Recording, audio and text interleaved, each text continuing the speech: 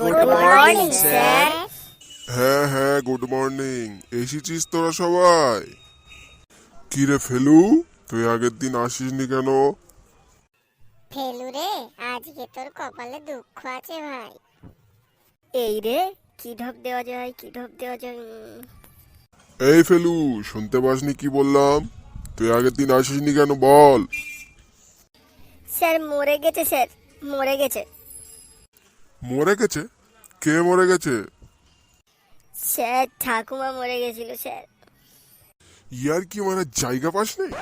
তুই আগের সপ্তাহে আসিসনি, তখন তো বললি ঠাকুমা মারা গেছে। এই রে, ওইটা আগে বলে দিয়েছি।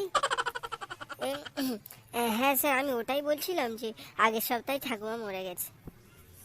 আর আগের দিন? আগের দিন তাহলে কে মারা গেছিল, তুই আসিসনি? স্যার আগের দিন স্যার দাদু মরে গেছিল স্যার। কি করে মরেছে তোর দাদু? স্যার আগের সপ্তাহে ঠাকুমা মারা গেছে তো, সেই শোকে দাদু শক পেয়ে মরে গেছে স্যার। ও, তোর দাদু ঠাকুমাকে খুব ভালোবাসতো বুঝি?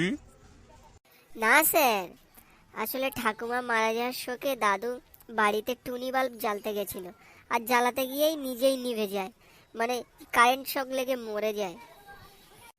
ও আচ্ছা আচ্ছা, চল এবার তাহলে আমরা পড়াশোনা শুরু করি। কিরে বাবলু, পড়াশোনা করে এসেছিস তো? হ্যাঁ স্যার, আমরা সবাই পড়ে এসেছি। হ্যাঁ স্যার, আমিও পড়ে এসেছি। আচ্ছা, আমি একটা প্রশ্ন করি, তোরা দেখি কে উত্তর দিতে পারিস। হ্যাঁ স্যার, আপনি শুধু প্রশ্নটা বলুন না, দেখুন এই ফেলু কিভাবে সব উত্তর দিয়ে দেয়।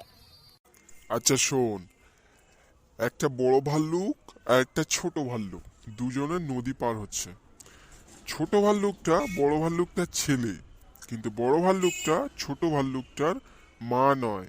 তাহলে বলতো বড় ভাল্লুকটা ছোট ভাল্লুকটার কে হবে?